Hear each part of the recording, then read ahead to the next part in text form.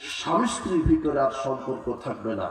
আজকে দেখেন বড় বড় শহরগুলিতে, দোকানপাটগুলিতে নারী দিয়ে ব্যবসা চলছে, আর যেই দোকানে নারী পরিচালিকা আছে সেই দোকানে খরিদ্দার বেশি আছে। ব্যবসা কিনা হোক আর না হোক, ওই ন্যাংটা নারীকে দেখা হচ্ছে। তোমার রাস্তাঘাটে ডিম বিক্রি করছে, কেক বিক্রি করছে, পিঠা বিক্রি করছে নারী। মুহাম্মদ সাল্লাল্লাহু আলাইহি ওয়াসাল্লাম এটা বলে গেছেন, কিয়ামতের পূর্বে এটা ঘটবে, নারী দিয়ে ব্যবসা পরিচালনা করা হবে। আর ওই নারী তার স্বামীর সাথে সম্পর্ক ঠিক রাখবে না। কেন? রাস্তাতে যদি 1400 নারীর সাথে প্রতিদিন লেনদেন হয়, ও কি স্বামীর সাথে সম্পর্ক ঠিক রাখতে পারবে? মুহাম্মদ সাল্লাল্লাহু আলাইহি ওয়াসাল্লাম এই কথা বলছেন। নবী করিম সাল্লাল্লাহু আলাইহি ওয়াসাল্লাম বলছেন,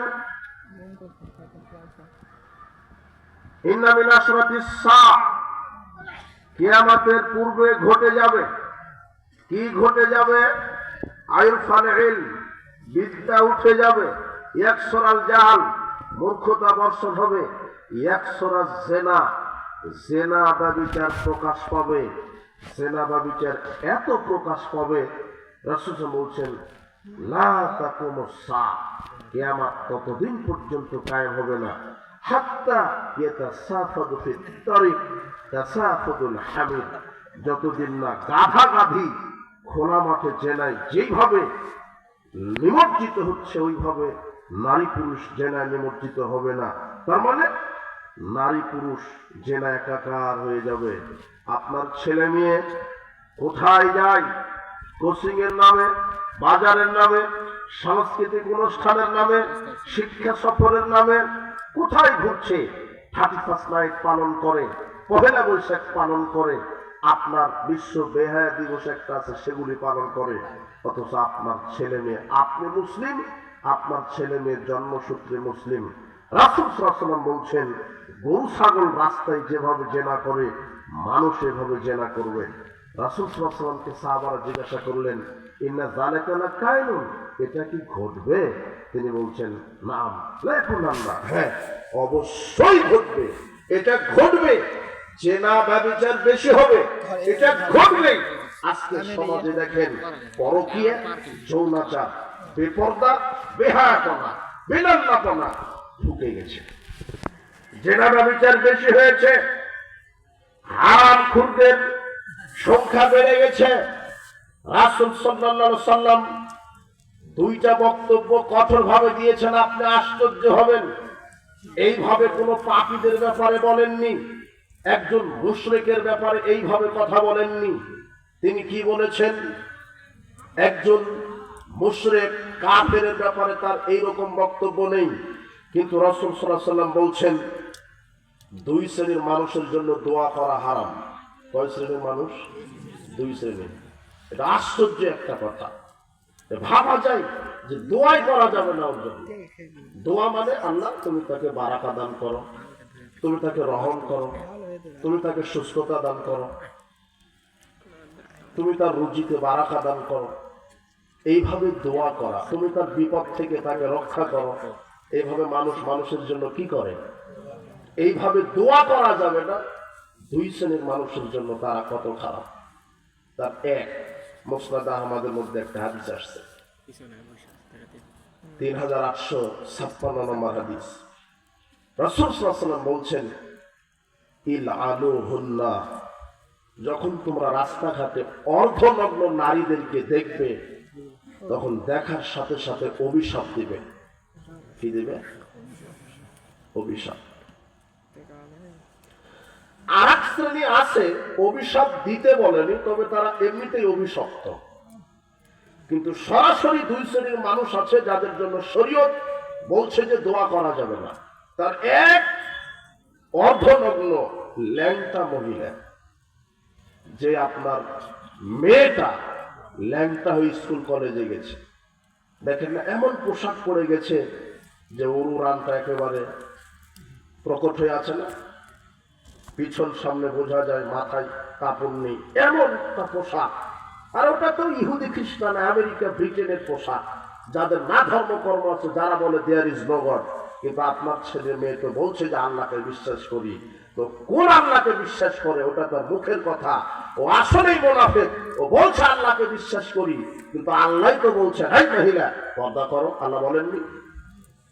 কিন্তু আপনার মেয়েটা স্কুল কলেজ মাঠে ময়দান বাজার দখল করেছে ল্যাংটা পোশাক পরে, আপনার স্ত্রী ঢং ঢং করে ঘুরে বেড়ায়, রাস্তাঘাট দখল করেছে, বাজার দখল করেছে। আপনি কেমন পুরুষ?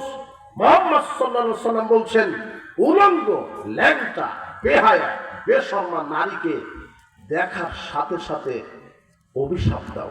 কি দাও? আল্লাহ তুমি তাকে ধ্বংস করো। এটা কি হয়? এটা কেমন কথা? আমি বলতে পারলাম আল্লাহ একে হেদায়েত দান করো, এটা ভালো হতো না? আপনি বুঝতে কষ্ট হচ্ছে যে এরকম শরীয়ত কেন। আমি যখন বিষয়টা বলবো তখন বুঝবেন না ঠিকই আছে, এখনো তো বলিনি।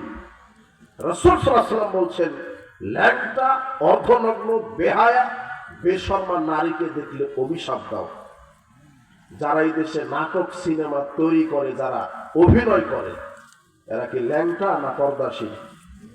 ল্যাংটা। আপনার মেয়েটা যে রাস্তাঘাটে অর্ধনগ্ন পোশাক পরে ঘুরছে, বাজারে গেছে, বাজারে যদি 20,000 লোক থাকে, 20,000 পুরুষ যত পাপী, আপনি সমপরিমাণ পাপ হিসেবে একাই তত পাপী। আপনার মেয়ে ল্যাংটা হয়ে ঘুরছে, যারা এই দেশে নাটক সিনেমা তৈরি করে, যুবক তুমি সাবধান হও। তুমি সেটা চর্চা করার কারণে তুমি অভিশপ্ত। তোমার ঈমান কি করেছে? যে ঈমান তোমাকে পাপ কাজ থেকে ফিরাতে পারেনি, সেই ঈমান কি দাবি রাখে?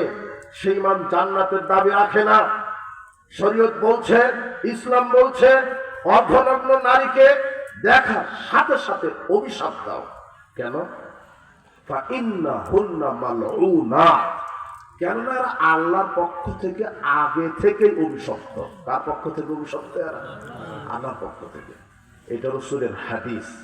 তাহলে এই যে ল্যাংটা নারীকে, এর জন্য দোয়া করা যাবে না। আর আরেকটাকে আরেকটা হচ্ছেন আপনি। আপনি মানে বিড়ি খান, সিগারেট খান, জর্দা খান, গুল খান, ইয়াবা খান, ফেন্সিডিল খান, সুদ খান, ঘুষ খান, দুর্নীতি করেন, মানুষের টাকা অর্থ সম্পদ চুরি করেন, আত্মসাৎ করেন। শরীয়তের বিধান হচ্ছে হারামখোরের জন্য দোয়া করা হারাম। হারামখোরের জন্য কি করা হারাম? এটা হলো সহিহ মুসলিমে আছে হাদিস, 423 নম্বর হাদিস। ইবনে আমের, এটা একজন ব্যক্তির নাম। ইনি ছিলেন বসরার মন্ত্রী, গভর্নর। ইবনে আমের নামক ব্যক্তিটা বসরার গভর্নর ছিল। তো লোকটা অসুস্থ হয়ে হসপিটালে শুয়ে আছে। হসপিটাল মানে এখন আপনি অসুস্থ হলে হসপিটালে যান, তো উনি অসুস্থ হয়ে তিনি চিকিৎসাধীন আছে তার বাড়িতে। আব্দুল্লাহ ইবনে ওমর ইবনুল খাত্তাবের ছেলে আব্দুল্লাহ রাদিয়াল্লাহু আনহু, এই লোকটা ইবনে আমেরকে দেখতে গেছে। আপনার এলাকায় কেউ অসুস্থ হলে দেখতে যায় না? এভাবে দেখতে গেছে। ইবনে আমের আব্দুল্লাহ ইবনে ওমরকে দেখার সাথে সাথে বলছে, আলা তাদউল্লাহ লি, হে ইবনে ওমর, আপনি আল্লাহর কাছে আমার জন্য একটু দোয়া করেন যাতে আল্লাহ আমাকে সুস্থতা দান করে। তখন আব্দুল্লাহ ইবনে ওমর বলছেন, কি কথা? কুনতানাল বসরা, আপনি তো বসরার মন্ত্রী ছিলেন, আর বসরার মন্ত্রী থাকা অবস্থায় জনগণের টাকা আপনি আত্মসাৎ করেছেন, দুর্নীতি করেছেন, চুরি করেছেন, কাজে আপনার জন্য দোয়া করা শরীয়ত অনুমোদন দেয়নি। বুঝেন মনে হয় হাদিসটা, যে জনগণের টাকা চুরি করে না হারাম করে, কিন্তু যে ঘুষ খায়, সুদ খায় হালাল করবে না। যে বিড়িটা আছে হাতে, বিড়িটা আচ্ছা, তোমার যত বড় হেডমাস্টার হোক, হাতে যদি সিগারেট থাকে, আর তোমার যত বড় পাগড়িওয়ালা আলখাল্লাহ হুজুর হোক, তার মুখে যদি জর্দা থাকে, তাহলে তাকে সালাম দেওয়া হারাম।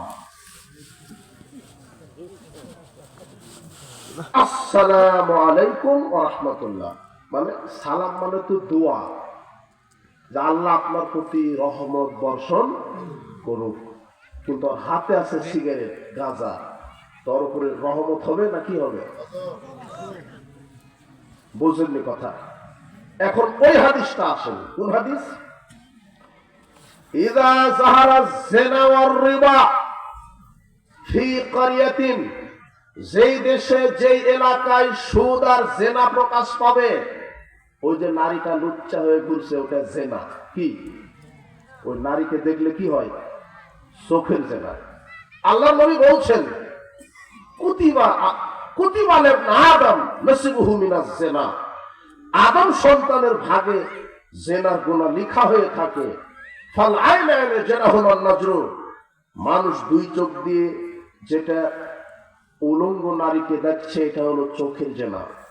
ওয়ালুজুনানে জেনাহুন আল ইস্তিমাউ, দুই কানের জেনা, কান দিয়ে জেনা শ্রবণ করা। ওয়ালিয়াদাহু জেনাহাল বাতশ, হাতের জেনা, হাত দিয়ে নারীকে স্পর্শ করা, পর নারীকে স্পর্শ করা। ওয়া রিজলু জেনাহাল খুতা, পায়ের জেনা, পা দিয়ে চলা। আর অন্তরের জেনা ইয়াহয়া তামান্না, অন্তরে পরিকল্পনা করা। এখন আপনার মেয়েটা নগ্ন হয়ে চলছে, রাসূল সাল্লাল্লাহু আলাইহি ওয়াসাল্লাম একটা হাদিসে বলছেন আইয়ুমা ইমরাতিন ইস্তাহতারা, যখন কোনো মহিলা শ্বাসসজ্জা গ্রহণ করে, ফামাররাত আলা কওমিন, শ্বাসসজ্জা গ্রহণ করে, ল্যাংটা ভাবে শ্বাসসজ্জা গ্রহণ করে, ঠোঁটে লিপস্টিক দেয়, কপালে টিপ দেয়, চুলগুলি উঠের চুটের মতো ফেটকিয়ে ল্যাংটা পোশাক পরে পুরুষের পাশ দিয়ে হেঁটে যায়, ফাহিয়া জানিয়া, আল্লাহ নবী বলছেন হলো পতিতালয়ের নারী, হলো জেনাকারিনী নারী। তাহলে ওটা জেনা প্রকাশ পেল। ল্যাংটা নারী, অর্ধনগ্ন নারী যখন এলাকা দিয়ে যায়, হাটে বাজারে দিয়ে যায়, ওটা জেনা প্রকাশ পেল। আর আপনি চোখ দিয়ে দেখছেন, ওটা চোখের জেনা করলেন। এরপর অন্তর দিয়ে পরিকল্পনা করেন, করতে করতে লজ্জাস্থান তার বাস্তবায়ন করে। আজকে এভাবেই সমাজে জেনা প্রকাশ পেয়েছে। তাই তো আল্লাহ নবী বলছেন, যেই এলাকায় জেনা প্রকাশ পাবে আর সুদ প্রকাশ পাবে, ওই এলাকা, ওই দেশের মানুষ আল্লাহর আযাবকে হালাল করে নিল। কি করে নিল? হালাল। এখন ওই যে ল্যাংটা নারীটা রাস্তা দিয়ে যাচ্ছে, ওকে কেন আল্লাহর নবী বললেন যে অভিশাপ দাও?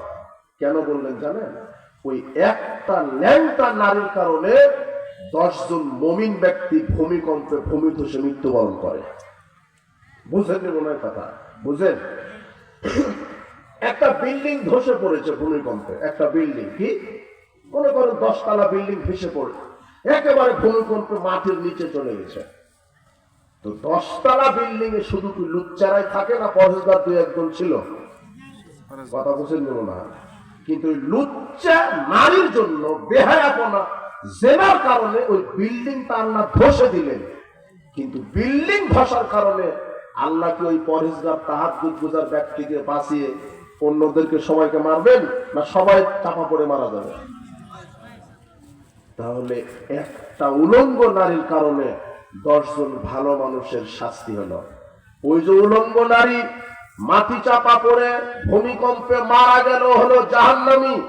আর আল্লাহর নবী বলছেন, যারা মাটি চাপা পড়ে ভূমিকম্পে মারা যাবে কোন মুমিন, আল্লাহ তাকে শহীদদের মর্যাদা দিবেন।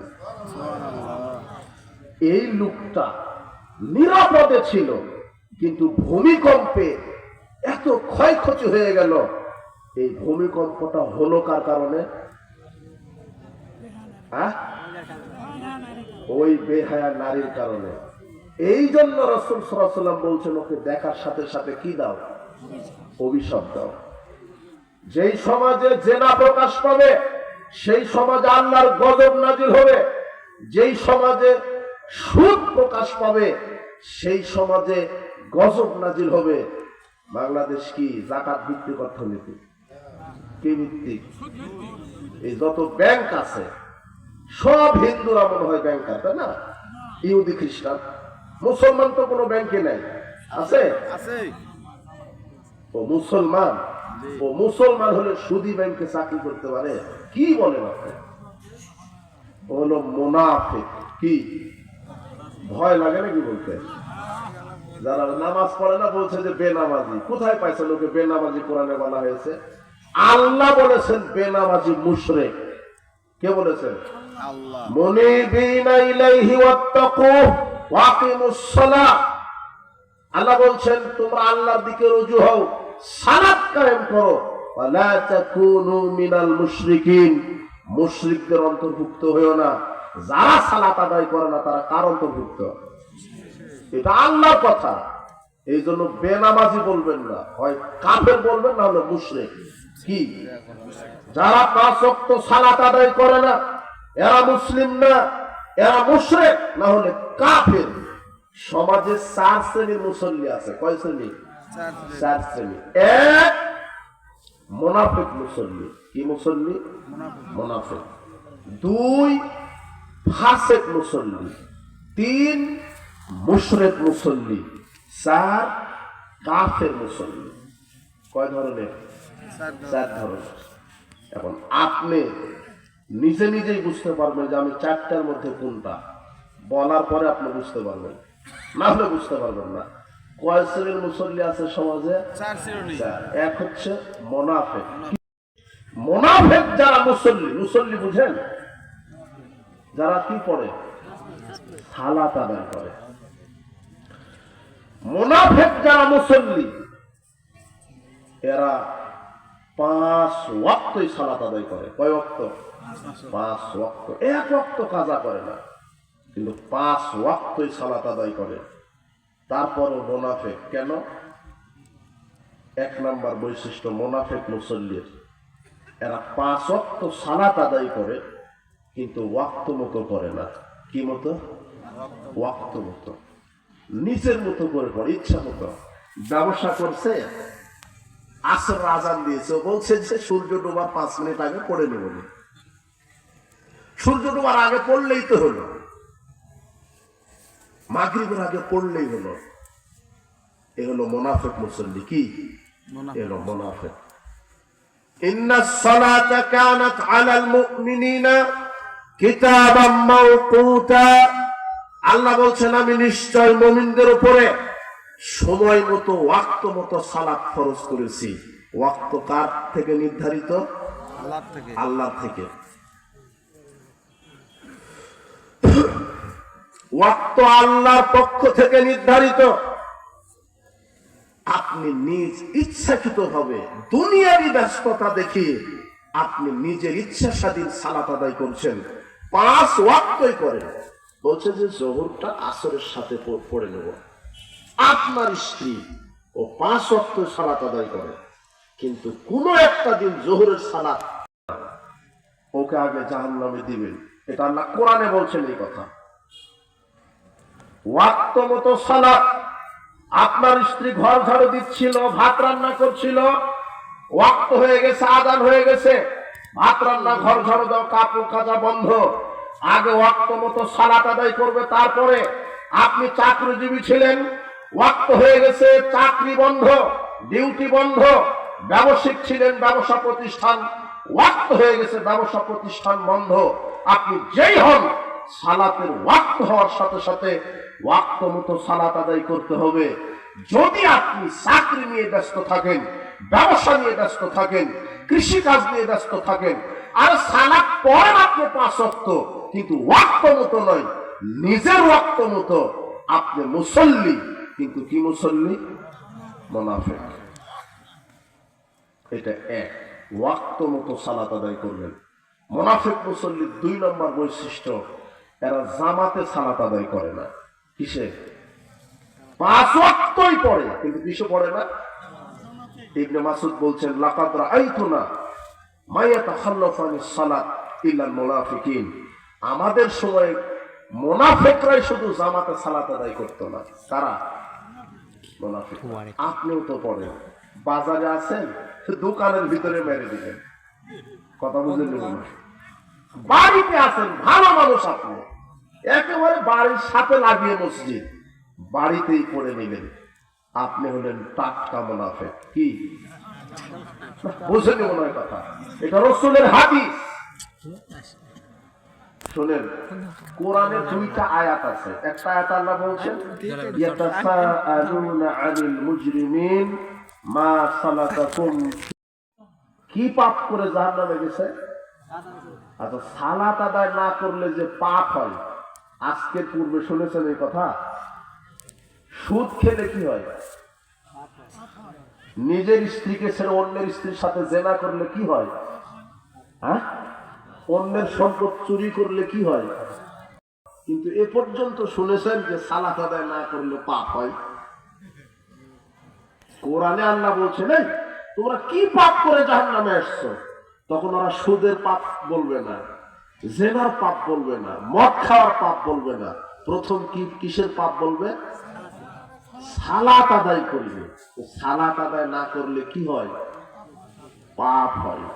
সুদ, জেনা, ঘুষ, দুর্নীতি, মদ পানের সে হাজারো লক্ষ কোটি গুণ বেশি পাপ হয় এক ওয়াক্ত সালাত ছেড়ে দিলে। সুদখোর, ঘুষখোর, দুর্নীতিবাজ, লুচ্চার চাইতে বেনামাজি হাজার গুণে খারাপ, কুকুরের চেয়ে খারাপ বেনামাজি। কেন? কুকুরের জান্নাত জাহান্নাম নাই, আর বেনামাজির কি আছে? হ্যাঁ, কুকুর মারা গেলে জাহান্নামে যাবে না, কিন্তু বেনামাজি মারা গেলে। এখন বলেন কুকুর খারাপ না বেনামাজি খারাপ? আচ্ছা, এটা হলো বেনামাজির কথা বলা হলো, যে বেনামাজিও সালাত আদায় করে না, তাই জাহান্নামে। সালাত আদায় করা বাধ্যতামূলক, ফরজ। প্রত্যেকটা আকেল বালেগ মুসলিম নারী পুরুষের উপরে সালাত আদায় করা ফরজ। যারা সালাত আদায় করে না, রাসূল সাল্লাল্লাহু আলাইহি ওয়াসাল্লাম বলছেন বাইনাল কুফরি ওয়াল ঈমান তারকুস সালাত। কাফের এবং মুমিনের মধ্যে পার্থক্য হচ্ছে সালাত, কুফর এবং মুমিনের মধ্যে পার্থক্য হচ্ছে সালাত, কুফর এবং ঈমানের মধ্যে পার্থক্য হচ্ছে সালাত। যারা 5 ওয়াক্ত সালাত আদায় করে তারা মুমিন, যারা 5 ওয়াক্ত সালাত আদায় করে না এরা হলো কাফের। তিরমিজির 2618 নম্বর হাদিস, 2621 নম্বর হাদিস, রাসূল বলছেন আল আহদুল্লাযী বাইনানা বাইনাহুমুস সালাত। কাফের আর মুসলমানের মধ্যে আল্লাহ ওয়াদা দিয়েছেন যারা 5 ওয়াক্ত সালাত আদায় করে তারা মুসলমান, যারা 5 ওয়াক্ত সালাত আদায় করে না তারা কাফের। ফামান তারাকাহা ফাকাদ কাফার। যে ব্যক্তি সালাত ছেড়ে দিল সে কুফরি করলো। কি করলো? যে ব্যক্তি সালাত ছেড়ে দিল সে কাফের হয়ে গেল। মা কানা আসহাবু মুহাম্মাদিন সাল্লাল্লাহু আলাইহি ওয়াসাল্লাম তারকুহু শাইয়্যাম মিনাল আমালি তারকুহু কুফরুন গায়রা সালাত। আল্লাহর নবীর সাহাবীগণ কোন আমল ছেড়ে দেওয়াকে কুফরি বলতেন না, কি ব্যতীত? সালাত ব্যতীত। যদি ওই সময় কেউ সালাত আদায় না করতেন, সাহাবীরা বলতেন ও কাফের। ও কি? কাফের। তো আপনার এলাকাতে তো বলছেন যে বেনামাজি। ও বেনামাজি না, ও কি? কাফের। প্রত্যেকটা ছেলে মেয়ে আকেল বালেগ মুসলিম নারী পুরুষের সালাত বাধ্যতামূলক। আল্লাহ নবী বলছেন মুরাউলাদাকুম বিস-সালাত ওয়া হুম আবনাউ সাব'i সিনিন। তোমরা তোমাদের সন্তানদেরকে সালাতের কথা বলো যখন তার বয়স 7 বছর। যখন 7 বছর হবে তখন পিতামাতা ছেলে মেয়েকে ওযু শিখিয়ে দিবে, সূরা শিখিয়ে দিবে, দাঁড়ানো শিখিয়ে দিবে, হাত বাঁধা শিখিয়ে দিবে, রুকু করা শিখিয়ে দিবে, সেজদা করা শিখিয়ে দিবে। এইভাবে শিখাতে থাকবে 3 বছর। কত বছর? 3 বছর। ওয়াদরিবুহুম আলাইহা ওয়া হুম আবনাউ 10 সিনিন। 3 বছর, 7 থেকে 3 10 বছর। 10 বছরের পরে যদি ওই ছেলে মেয়ে সালাত আদায় না করে, আল্লাহর নবী বলছেন যে পিটিয়ে সালাত আদায় করো, পিটিয়ে প্রহার করে সালাত আদায় করাও। আল্লাহর নবী বলছেন পুরুষ হতে গেলে 8টা জিনিস লাগে। কয়টা? আপনি যে পুরুষ 8টা জিনিস লাগবে। স্বামী হতে গেলে 8টা জিনিস লাগে। কয়টা? আল্লাহর নবী বলছেন আল তুতঈমা ইযা তা'ইমতা। তুমি যদি স্বামী হও তাহলে স্ত্রীকে ওই মানের খাবার খাও যে মানের তুমি খাও। 1 2 ওয়া তাকসুহা ইযা তাসাইতা। ওই মানের পরিধান করো কাপড় যে মানের তুমি পরিধান করো। 3 ওয়ালা তুকাব্বিহ। স্ত্রীকে গালি দিও না, স্ত্রীর ব্যাপারে কোনো ব্যঙ্গ মন্তব্য করো না, স্ত্রীর চেহারা নিয়ে শারীরিক গঠন নিয়ে ব্যঙ্গ মন্তব্য করবেন না, কেন এটা আপনার স্ত্রী।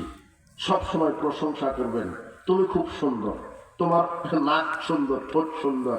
যদি আপনি বলেন যে নাক বোচা, চুল পেকে গেছে, তাহলে কিন্তু আর ভালোবাসবে না। মেয়ে মানুষ কিন্তু বুড়ি হতে চায় না। হ্যাঁ,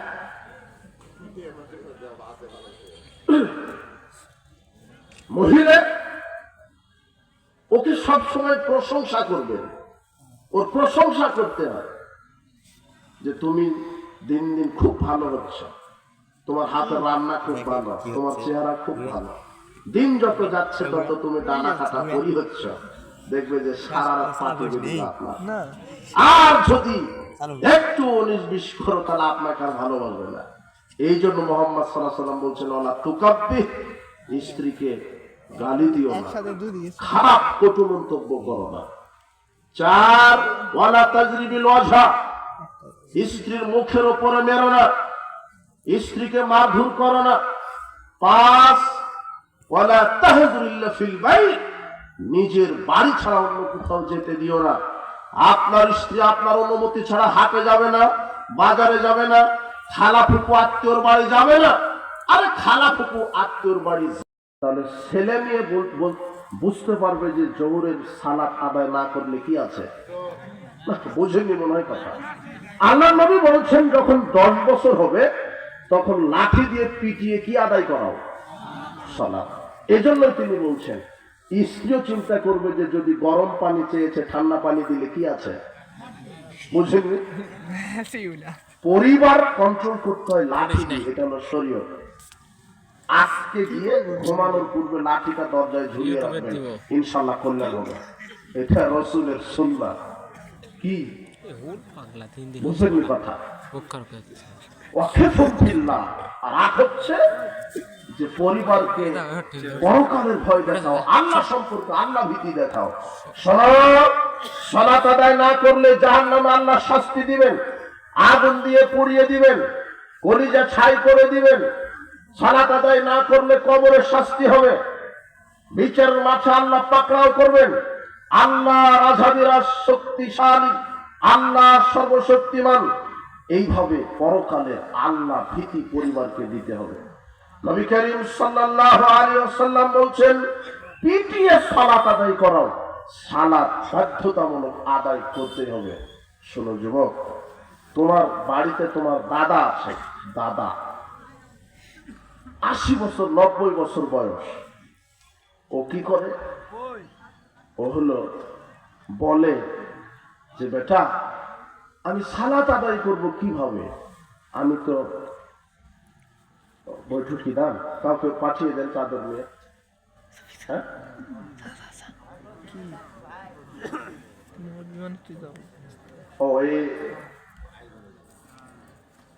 এই আয়োজন করতে তো এনাদের অনেক খরচা হয়েছে, আপনারা বৈঠকি দান দিবেন।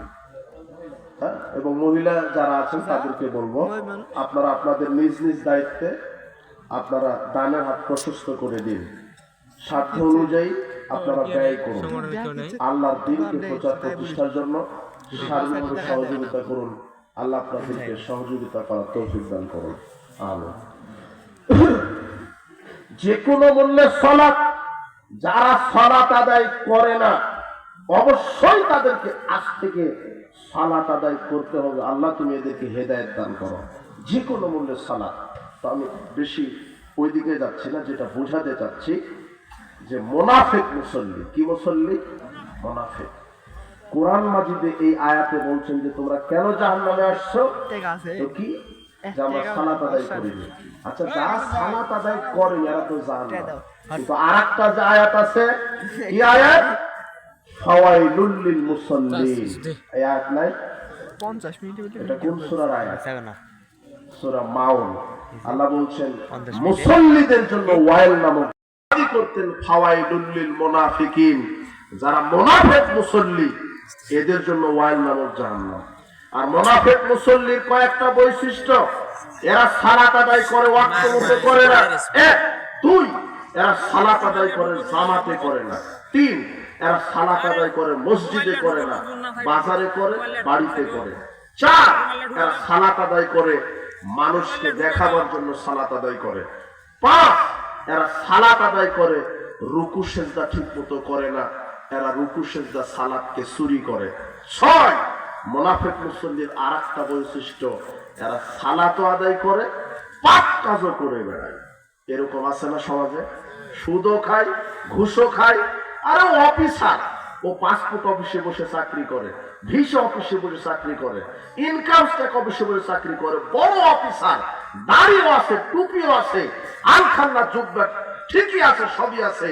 ও হলো বড় পদে চাকরি করে, কিন্তু বড় পদে ঘুষও খায়, সালাত আদায় করে, ঘুষও খায়। এ হলো মুনাফিক মুসল্লি। কি মুসল্লি? এই 6টা বৈশিষ্ট্য যদি থাকে কারো ভিতরে, ও কি মুসল্লি? মুনাফিক। এখন দেখেন আপনি আছেন কিনা। উপস্থিত বৈঠকের মুসলিম দিনী ভাই বোন, নবী করিম সাল্লাল্লাহু আলাইহি ওয়াসাল্লাম বলছেন, যখন সমাজে জেনা আর সুদ প্রকাশ পাবে, সেই সমাজে আল্লাহর পক্ষ থেকে গজব নাজিল হবে। আজকে এই আলোচনা শেষ হাদিস বলে আমি শেষ করে দেব। সেটা কি? রাসূল সাল্লাল্লাহু আলাইহি ওয়াসাল্লাম একদা সাহাবীদেরকে বলছেন, ইয়া মাশারাল মুহাজিরিন, শোনো হে মুহাজির, হে হিজরতকারী সাহাবীগণ, তোমরা শোনো, খামসুন ইযা তুলিতুম বিহিন্না ওয়া আউযু বিল্লাহি আন তুদরিকু বিহিন্না। 5টি বিপদ আল্লাহর পক্ষ থেকে তোমাদের উপরে চাপিয়ে দেওয়া হবে। 5টি পাপের কারণে। 1, লাম তাজহারিল ফায়সাতু ফি কওমিন কাত্ত, যেই এলাকায় জিনা, ব্যভিচার, বেহায়াপনা, বেলাল্লাপনা প্রকাশ পাবে, ওই এলাকায় আল্লাহ মহামারী দিবেন, বিভিন্ন রূপ দিবেন, দুরারোগ্য ব্যাধি দিবেন। যারা জিনায় লিপ্ত হবে তাদেরকে আল্লাহ মহামারী দিয়ে ধ্বংস করে দিবেন। 2, ওয়ালাম ইয়ানকুসুল মিকওয়ালা ওয়াল মিজান, যারা মাপে পরিমাপে ওজনে কম দিবে, ইল্লা উখিযু বিসসিনিনা ওয়া শুদ্দাতিল মুয়না, আল্লাহ সেই জাতির উপরে দুর্ভিক্ষ চাপিয়ে দিবেন। 3, ওয়ালাম ইয়ামনাউ যাকাত আমওয়ালিহিম, যারা তাদের যাকাত দিবে না সম্পদের, ইল্লা মুনিউল কাতরা মিনাস সামায়ে, আল্লাহ আকাশ থেকে বৃষ্টি বন্ধ করে দিবেন। যারা সম্পদের যাকাত দিবে না, সেই দেশে সেই এলাকায় কি বন্ধ করে দিবেন? আপনি বলছেন আমরা তো যাকাত দেই না, কিন্তু বৃষ্টি তো হয়। রাসূল বলছেন, লাউলাল বাহাইমু লাম ইউমতা, যদি গরু ছাগল পৃথিবীতে না থাকতো তাহলে আল্লাহ বৃষ্টি দিত না। আমরা বৃষ্টি পাই কাদের জন্য? গরু ছাগলের জন্য। এই জন্য যাকাত ভিত্তিক অর্থনীতি, যাকাত সম্পদের বাহির করুন। যারা সম্পদের যাকাত দিবে না, এদের পরিণাম জাহান্নাম। 4 নম্বর পাপ কি?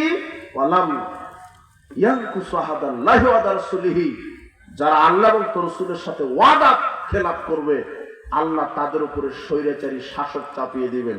5 নম্বরটা কি? 5 নম্বর হচ্ছে, যেই দেশের নেতারা ওয়ালাম তাহকুম আইম্মাতুহুম বিকিতাবিল্লাহ, আল্লাহর কিতাব দ্বারা যেই দেশের নেতারা রাষ্ট্র পরিচালনা করবে না, ইল্লা বাসাহুম বাইনাহুম ইল্লা জাআলাল্লাহু বাসাম বাইনাহুম, আল্লাহ সেই দেশের মানুষের উপর থেকে নিরাপত্তা কেড়ে নেবেন। দাঙ্গা মাহাঙ্গামা লাগাবেন। আজকে দেশের অবস্থা দেখেন। রাসূল সাল্লাল্লাহু আলাইহি ওয়াসাল্লাম 1450 বছর পূর্বে এই হাদিসটা জাতির সামনে বলে গেছেন, যেই দেশের নেতারা আল্লাহর বিধান দ্বারা রাষ্ট্র পরিচালনা করবে না, সেই দেশে আল্লাহ সেই দেশের মানুষের নিকট থেকে নিরাপত্তা কেড়ে নেবেন, দাঙ্গা মাহাঙ্গামা লাগিয়ে দিবেন, সেই দেশের মানুষ শান্তিতে বসবাস করতে পারবে না। আজকে বাংলাদেশের অবস্থা তাই নাই কি? তাই নিরাপত্তা নেই। আপনার স্ত্রী, আপনার মেয়েটা স্কুল কলেজে গেছে, সতীত্ব নিয়ে বাড়িতে ফিরতে পারবে, এই গ্যারান্টি আছে?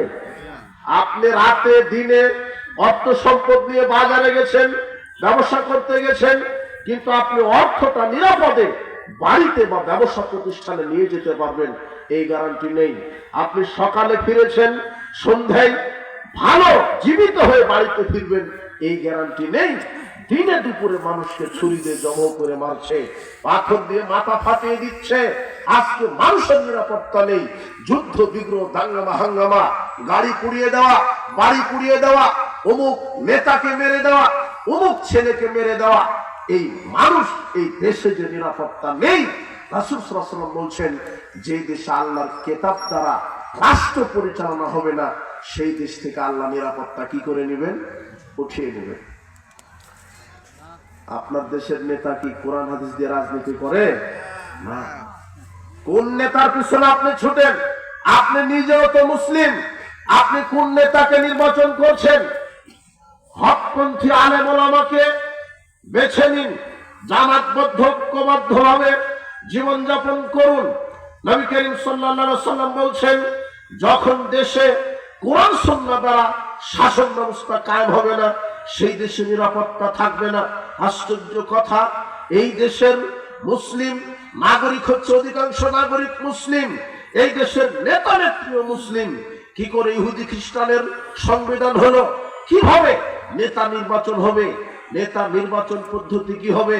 কিভাবে রাষ্ট্রে শান্তি নিরাপত্তা ফিরে পাবে? এ নিয়ে কারো মাথা ব্যথা নেই। মাথা ব্যথা, আমাকে ক্ষমতায় যেতে হবে, নিরাপত্তার বদলে অনিরাপত্তা দিয়ে মানুষ সব মারা গেল, আমাকে ক্ষমতায় থাকতে হবে। এই নীতিতে যারা রাজনীতি করবে, এই হারামখোর নেতা নেত্রী দিয়ে দেশের শান্তি প্রতিষ্ঠা করা সম্ভব হবে না। কিভাবে হবে? আশ্চর্য কথা। আহলে হাদিস আন্দোলন বাংলাদেশ তাই মানুষকে উদাত্ত আহ্বান জানাই যে সার্বিক জীবনে পবিত্র কোরআন এবং সহিহ হাদিস দিয়ে জীবন পরিচালনা করতে হবে। সার্বিক জীবনে সালাত আদায় করেন কার বিধানে? হজ করেন কার বিধানে? যাকাত দেন কার বিধানে? তাসবিহ তাহলিল করেন কার বিধানে? সব করেন আল্লাহর বিধানে। কিন্তু অর্থনীতিতে আল্লাহর বিধান আপনি মানেন না, রাজনীতিতে আল্লাহর বিধান মানেন না। আপনি কি মুসলিম? না, আপনি বুঝেননি ইসলাম, আপনি তাওহীদ বুঝেননি। আল্লাহ বলছেন, ইয়াকুলুনা নুমিনু বিবাদি ওয়া নাকফুরু বিবাদ, যারা বলে আমরা ইসলামকে কিছু মানব কিছু মানব না, শুধু মসজিদ মাদ্রাসা আল্লাহকে মানব, রাজনীতি অর্থনীতি সমাজনীতিতে শিক্ষানীতিতে আল্লাহর বিধান মানব না, রাসূলের আদর্শ মানব না, যারা এই আকীদায় বিশ্বাসী, আল্লাহ বলছেন উলাইকা হুমুল কাফিরুন হাক্কা, এরাই হলো অরিজিনাল কাফের। এরা কি কাফের? এরাই হলো অরিজিনাল কাফের। সূরা নিসা 150-151। আপনি সালাত আদায় করছেন আল্লাহর বিধানে, হজ করছেন আল্লাহর বিধানে। মাওলানা সাহেব যখন রাজনীতির বক্তব্য দেয়, তখন এই বেনামাজি হারামখোর যে ওযুই জানে না, এই নেতা বলে আলেমেরা কেন রাজনীতির বক্তব্য দিবে? তো তুমি দিবা? তুমি দিবা বক্তব্য? তুমি রাজনীতি বুঝো? রাজনীতি কি? আর রাজনীতিবিদ কাকে বলে? রাজনীতিবিদ কি খায় না, পরে না, ফিন্দে? কাকে বলে রাজনীতিবিদ? যে রাষ্ট্র পরিচালনা করে সেই তো রাজনীতিবিদ। কথা বুঝলেন না? তো মুহাম্মদ সাল্লাল্লাহু আলাইহি ওয়াসাল্লাম রাষ্ট্র পরিচালনা করেননি, ওমর ইবনুল খাত্তাব রাষ্ট্র পরিচালনা করেননি। আপনার মতো একটু ভূখণ্ড নয়, সারা পৃথিবী, অর্ধ পৃথিবী রাষ্ট্র পরিচালনা করেছেন, তার নাম ওমর। তো মুহাম্মদ সাল্লাল্লাহু আলাইহি ওয়াসাল্লাম রাষ্ট্র পরিচালনা করেছেন, 4 খলিফা রাষ্ট্র পরিচালনা করেছেন। তো এরা কি রাজনীতিবিদ না? তালেবেরা রাজনীতি করতে পারবে না মানে? আলেম ও তো রাজনীতি করবে, আর রাজনীতির সংবিধানে হবে কোরআন হাদিস। এদেশে নেতা নেত্রী হয়েছে কারা? যারা ঠিক মতো সালাত আদায় করে, যাদের তাওহীদ নেই, আকীদা মানহাজ নেই, যারা আল্লাহর বিধান দিয়ে রাষ্ট্র পরিচালনা করে না। আপনি এদেরকে নেতা নির্বাচন করেছেন, যারা দুর্নীতিবাজ, সুর, হারামখোর। এই দুর্নীতিবাজ যারা নেতা হতে পারে না। নেতা তো হবে আলেম ওলামা, হকপন্থী আলেম ওলামা নেতা হবে। এদেশ মুসলমানের দেশ, এদেশ চলবে আল্লাহর বিধানে।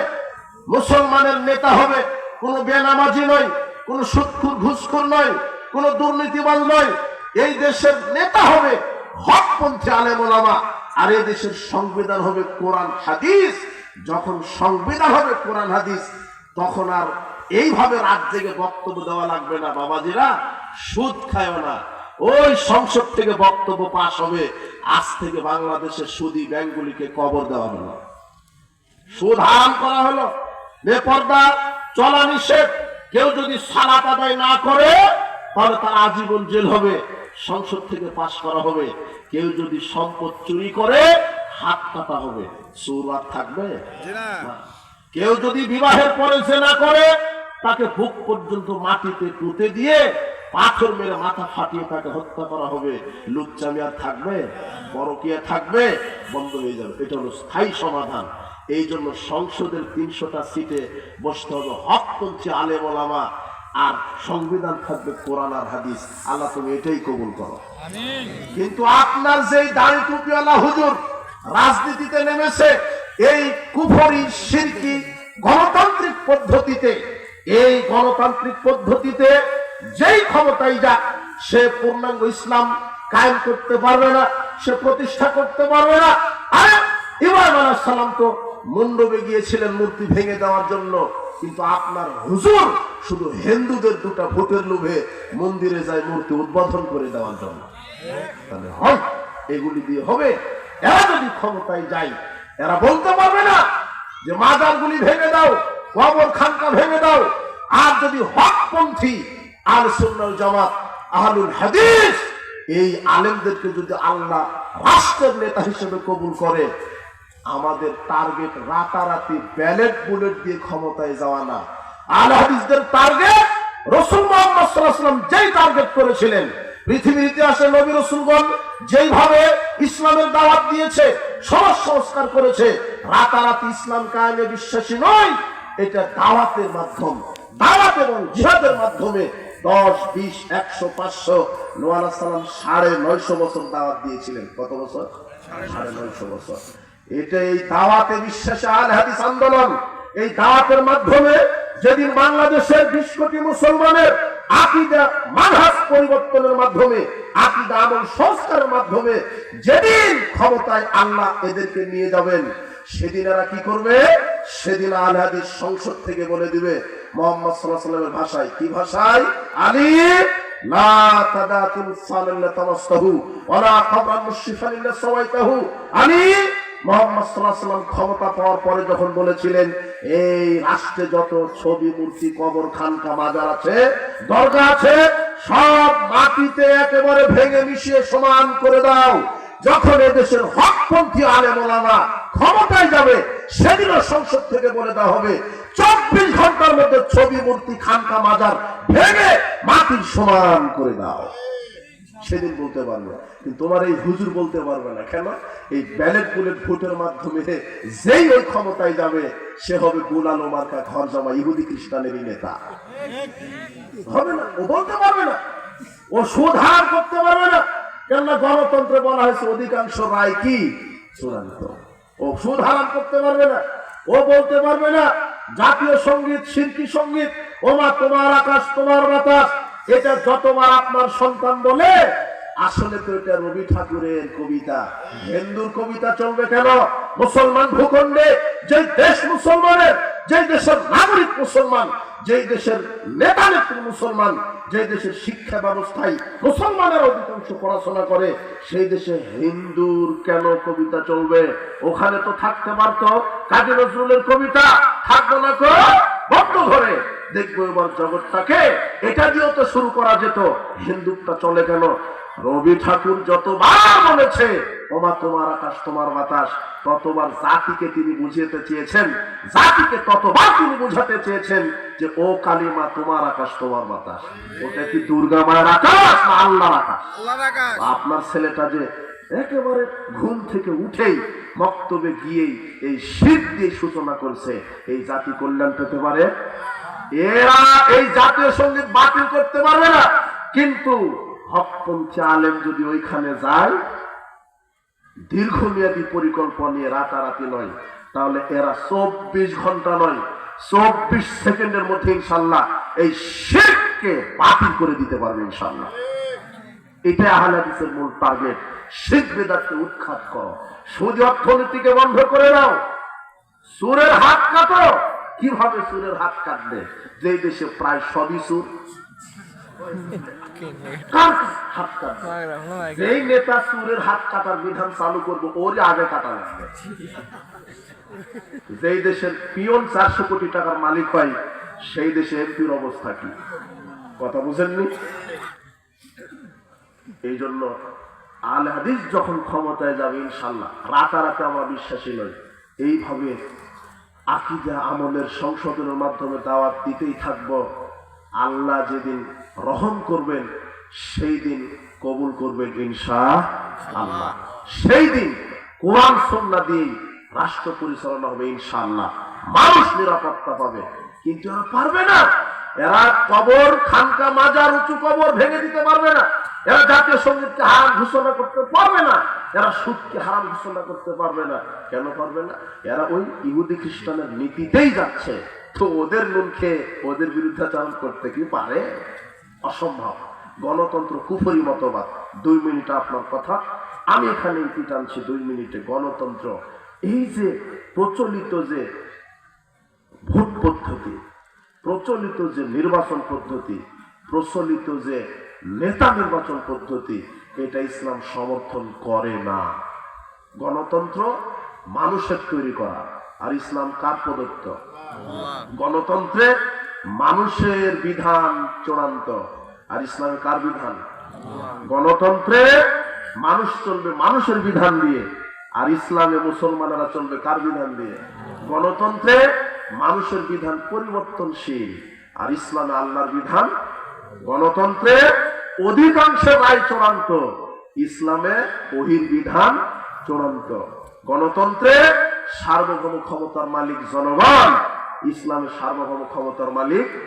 গণতন্ত্রে সকল শক্তির উৎস, ক্ষমতার উৎস জনগণ, আর ইসলামে ক্ষমতার উৎসকে। গণতন্ত্রে নারী নেতৃত্ব জায়েজ। তোমার দাড়ি টুপি হুজুর এরা সাইন করে মাঠে নেমেছে যে 30% নারীকেও এমপি, মন্ত্রী, মেম্বার বানাতে হবে, ওটা স্বীকৃতি দিয়েই মাঠে নেমেছে। অথচ মুহাম্মদ সাল্লাল্লাহু আলাইহি ওয়াসাল্লাম বলছেন, যেই দেশে একজন নারী ক্ষমতায় থাকবে সেই দেশে আল্লাহর পক্ষ থেকে গজব নাজিল হবে। গণতন্ত্রে নারী নেতৃত্ব জায়েজ, আর ইসলামে নারী নেতৃত্ব হারাম। পার্থক্য আছে না? আর এই ভোটের, এই যে প্রচলিত যে ভোট পদ্ধতি, এর কিন্তু ফজিলত আছে। কি আছে? ফজিলত। ফজিলত বুঝেন না? যেমন সুবহানাল্লাহ ওয়া বিহামদিহি বললে সাত এই আকাশ জমিনের মাঝে সব কি হয়ে যায়? নেকি দ্বারা পরিবর্তন। এটা একটা ফজিলত না? তো এই যে ভোটের ফজিলত আছে। আপনি যে হারামখোরকে ভোট দিয়ে নেতা বানাইছেন, এর নেতাগিরি যতদিন করবে, যত লুচ্চামি করবে, যত টন চাউল দুর্নীতি করবে, টাকা দুর্নীতি করবে, রড সিমেন্ট দুর্নীতি করবে, যা কিছু করবে, সম পরিমাণ পাপের পার্সেন্টেজ আপনার আমল নামাতে আল্লাহ লিখে দিবে। কি ফজিলত হলো না? বুঝলেন? বুঝলেন? আর 1 মিনিট, এই মসজিদে যখন ইমাম নিয়োগ দেন, কোন ইমাম, তখন একটু ভাইবা নিয়েই তো দেন যে ইমাম এটা কেমন, সার্টিফিকেট কেমন, বাবা একটু কেরাত শোনাও তো দেখি, হ্যাঁ দেখি দাড়িটা ভালো করে দেখি ছাটো কিনা, মানে ভাইবা নিচ্ছেন কিন্তু। সৎ, তুমি হালাল খুর কিনা, দেখি পায়জামাটা টাকলুর নিচে আছে কিনা, জর্দা খাও কিনা, বউ বেপরদায় থাকে কিনা, ভাইবা নেন না? এইভাবে একটা যোগ্য ইমামকে নিয়োগ দেন। কি জন্য? কি জন্য নিয়োগ দেন? ও সালাত আদায় করাবে। কতজন লোকের? আপনার এই মহাদেবপুর সবচেয়ে বড় যে মসজিদ, এই মসজিদে কতজন লোক মুসল্লি হয়? 1000। পিছন থেকে বলছে 2000। 2000 লোকের ইমাম। এই 2000 লোকের নেতা আপনি নির্বাচন করছেন। দাড়ি ঠিক আছে কিনা, পাঞ্জাবি আলখাল্লা ঠিক আছে কিনা, প্যান্ট টাকলোর উপরে আছে কিনা, বউ পর্দায় থাকে কিনা, 5 ওয়াক্ত ঠিক ঠিকই সালাত আদায় করে কিনা, হারাম খুর কিনা, হালাল খুর কিনা, লুচ্চা কিনা, এত কিছু দেখেন। সার্টিফিকেট ঠিক আছে কিনা, দাওরা ফারেক অথবা মাদানি কিনা, অথবা কেরাত কেমন সুন্দর, আরবি নাহু সরফ গ্রামারের কতটুকু জ্ঞান, এত কিছু দেখেন। মাত্র কয় হাজার লোকের ইমামতি করবে? কিন্তু নির্বাচন যখন আসে, একটা জেলা এমপি নির্বাচন হয় 5 থেকে 7 লক্ষ লোকের জন্য। কতজন? একজন এমপি নির্বাচন করেন, 5 থেকে 7 লক্ষ লোকের ইমাম হবে। তখন আপনি বাছাই করেন না যে 5 লক্ষ লোকের যিনি নেতা হচ্ছেন, এর মুখে দাড়ি আছে কিনা, পাঞ্জাবি আলখাল্লা আছে কিনা, পাঞ্জাবি পায়জামা টাকলোর নিচে কিনা, 5 ওয়াক্ত সালাত আদায় করে কিনা, বউ বেটি পর্দায় থাকে কিনা, হালাল খুর কিনা, লুচ্চা কিনা, বদমাশ কিনা। তখন এই জাতি আর এইভাবে ভাইবা নেয় নেন। আপনি যাকে মেম্বার বানিয়েছেন, চেয়ারম্যান বানিয়েছেন, সালাত তো বৌদুরের কথা, এই হারামখোর ওযুই জানে না। একে আপনি চেয়ারম্যান বানাইছেন, ওর গাঁজা ছাড়া চলে না, ও গাঁজা খেয়ে ঘুমিয়ে থাকে। তুমি একটা চেয়ারম্যানের কাছে গেছো একটা নাগরিকত্ব সত্যায়ন করার জন্য, 1 মাস ঘোরা লাগে। তোমার একটা মেম্বার বিধবার কাট করে দিল, বলছে যে 2000 করে টাকা লাগবে। এই হারাম হবেই তো। একটা চেয়ারম্যান হতে খরচই করে 1 কোটি টাকা। কত? ওই 1 কোটি খরচ করে 50 কোটি চুরি করার ধান্দা। কথা বুঝেননি? এই দেশে একটা ছাগলের দাম হয় 15 লক্ষ টাকা। আর যখন ভোটের সময় আসে তখন এই নওগাঁ মহাদেবপুর লোকের দাম হয় 500 টাকা। 1 কাপ চা খেয়ে বেনামাজিকে ভোট দেয়, 1 কাপ চায় বিক্রি হয়ে যায়। কথা বুঝেননি? তুই লুচ্চাকে নেতা বানালে সমাজে লুচ্চা বন্ধ হবে না লুচ্চা বাড়বে? বেনামাজিকে নেতা বানালে সালাত কায়েম করবে না বেনামাজি বাড়বে? মদখুরকে নেতা বানাইছেন, মদ হারাম করবে না মদ চালু রাখবে? বুঝলো না? তোমার নেতার পকেটে থাকে গাঁজা, সিগারেট, ইয়াবা, তুমি ওই নেতার ক্যানভাস করো। তোমার নেতা তোমাকে কোনোদিন বলে না ওযুর কথা, সালাতের কথা, ইমানের কথা, তাওহীদের কথা। বলে কি? অমুককে মারো, অমুক গাড়ি ভাঙো, অমুকের বাড়ি পুড়িয়ে দাও, অমুককে গুম করে দাও, আমার ক্যানভাস করো, আমাকে ক্ষমতায় থাকতে হবে। এই নেতা তো জাহান্নামে যাবে যাবে। মনে রাখো, তোমাকে নিয়ে জাহান্নামে যাবে। তুমি সাবধান হও। এই নেতা, এই হারামখোর নেতার পা চাটা বাদ দাও। ওই নেতার ক্যানভাস করো যেই নেতা সেফ কোরআন হাদিস অনুযায়ী দাওয়াত দিয়ে বেড়ায়। কথা বুঝেছো? এই যুবক, পথভ্রষ্ট হবে না, সাবধান। নেতা নির্বাচনে তুমি সংশোধন হও। ইসলামী নেতা নির্বাচন হলো সিলেকশন, আর গণতন্ত্র হলো ইলেকশন। কি সিলেকশন? কি বাছাই। এই যেমন গণভোটের একটা ডাক দিয়েছে না স্যার, এই গণভোটটাও যদি কায়েম হয়, বাংলাদেশের 20 কোটি লোক থেকে মতামত দিবে যে আগামীতে কাকে প্রধানমন্ত্রী দেখতে চান। অবশ্যই লুচ্চা বেনামাজিকে চাইবে না। বুঝেননি মনে হয়? ঠিক বুঝেননি কথা? গণভোট এটা হলো মতামত, রায়। কিন্তু যখন এই যে ব্যালট বুলেটের যুদ্ধ লেগে যাবে, তখন এই অযোগ্যই নেতা হবে। কিভাবে? এই যে এই খুঁটিটা মনে করেন খুব যোগ্য পরেশগার তাকওয়াশীল মানুষ এমপিতে দাঁড়িয়েছে, আর এই খুঁটি হলো এটা বেনামাজি, সুদখোর, মদখোর, গাঁজাখোর, এই এমপিতে দাঁড়িয়েছে। তো এই পরেশগার আলেম মানুষ 90টা ভোট পেয়েছে, পরেশগার আলেমদেরই 90টা ভোট পেয়েছে। আর এই যে পাপী লোকটা, পাপিষ্ঠ, দুর্নীতিবাজ, হারামখোর, বেনামাজি, এ ভোট পেয়েছে 91 জন লুচ্চা। কতজন? কে মন্ত্রী, কে এমপি, কে বেনামাজি। একটা ভোট কি পেয়েছে? বেশি পেয়েছে। তো এটা কোন নেতা নির্বাচনের পদ্ধতি হলো না। এই পদ্ধতি বাতিল। সিলেকশন কিভাবে? ওই যে মসজিদের ইমাম যেভাবে কি করলেন, নিয়োগ দিলেন যে কাকে মসজিদের ইমাম করা যায়, দেশের মধ্যে কে সবচেয়ে তাকওয়াশীল, পরেশগার, কার কেরাত সুন্দর, এভাবেই হবে। কবে হবে? দাওয়াত দিতেই থাকলেন। যেদিন বাংলাদেশের 20 কোটি মানুষ বছরের পর বছর, শতাব্দীর পর শতাব্দী দাওয়াতের ফলশ্রুতিতে যেদিন এদেশের মানুষ বুঝবে, তখন এদেশের মানুষের মুখ থেকে অটোমেটিক্যালি বের হবে, আর কারো বিধান চাই না, সকল তাগুতি শয়তানি সকল বিধান বাতিল করা হোক, ওহির বিধান কায়েম করা হোক। কথা বুঝেছেন? সেই দিন এই দেশ ইসলামী রাষ্ট্রে কায়েম হবে। রাসূল সাল্লাল্লাহু আলাইহি ওয়াসাল্লামের পদ্ধতিতেই খেলাফত, ইসলামী খেলাফত কায়েম হবে। আপনারা দোয়া করেন আল্লাহ সুবহানাহু ওয়া তাআলা এমন একটা অভ্রান্ত সত্য নেতাকে এই দেশের জন্য নেতা বানিয়ে দেন, যিনি স্রেফ কোরআন সুন্নাহ দিয়ে, রাসূলের আদর্শ দিয়ে এই অমানিসা জাহেলিয়াতের অন্ধকারকে রাসূলের আদর্শ এবং আল্লাহর বিধান দিয়ে বাংলাদেশকে আলোকিত করে দিতে পারে। সুদ, ঘুষ, জেনা, দুর্নীতি, ব্যভিচার সবকিছু যেন বন্ধ হয়ে যায়। আল্লাহ, তুমি এদেশের মানুষের উপরে তুমি নিরাপত্তা দান করো, তুমি এদেরকে রহম করো। আল্লাহ, আমরা মুসলিম, আমরা তোমার বান্দা, আমাদের ভুল ত্রুটি যদি হয়ে থাকে তুমি ক্ষমা করে দাও, আমাদেরকে উত্তরণের পথ তুমি বাহির করে দাও। এই দেশে হকপন্থী আলেম ওলামাকে আগামীতে তুমি এই দেশের নেতা হিসেবে কবুল করো, এই দেশের সংবিধান হিসেবে কোরআন সুন্নাহকে কবুল করো। প্রতিপালক, তুমি আমাদের উপরে রহম করো, বারাকা দান করো। আল্লাহ, তুমি আমাদেরকে কবুল করো। বারাকাল্লাহু ফিকুম। অনেকেই ধৈর্য ধারণ করে